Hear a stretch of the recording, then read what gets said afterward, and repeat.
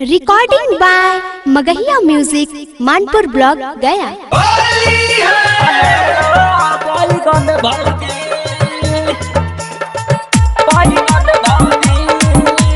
DJ Kanchan Raj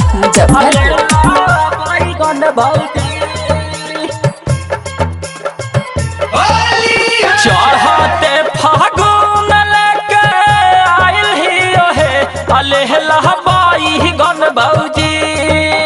चढ़ते फागुन लेके आइल ही हे अलहबाई गन भौजी। भैया ना हाथ न होले में काम देते है अलहबाई गन भौजी। भैया ना हाथ न होले में काम देते है अलहबाई गन भौजी। चाप चाप मजा खूबे लागत है अखाई में भाजिया भौजी। चाप चाप मजा खूबे लागत है अखाई में भाजिया भौजी। भैया ना हाथ न बड़ी काम देते है अलहला बैगन भौजी। भैया ना हाथ न बड़ी काम देते है अलहला बैगन भौजी।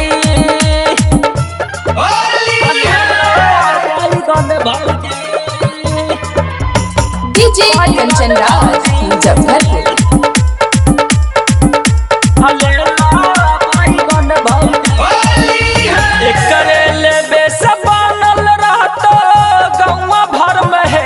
तोहर बाउडी भौजी एकरे लेबे से बनल रहत गौवा भर में है तोहर बाउडी भौजी।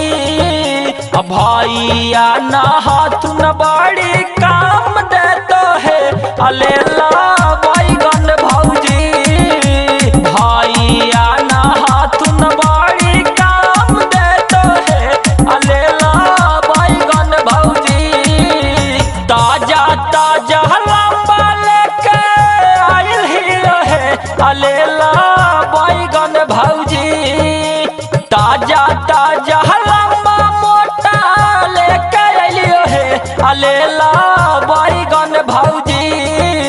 भैया ना हाथ न बड़ी काम देते है अलेला बैगन भौजी। भैया ना हाथ न बड़ी काम देते है अलेला बैगन भौजी।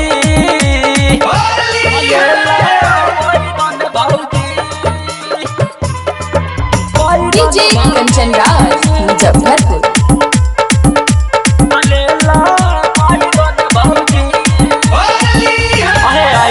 ऐसन बाजारिया में नहीं मिलता है तोहरा बैगन भौजी।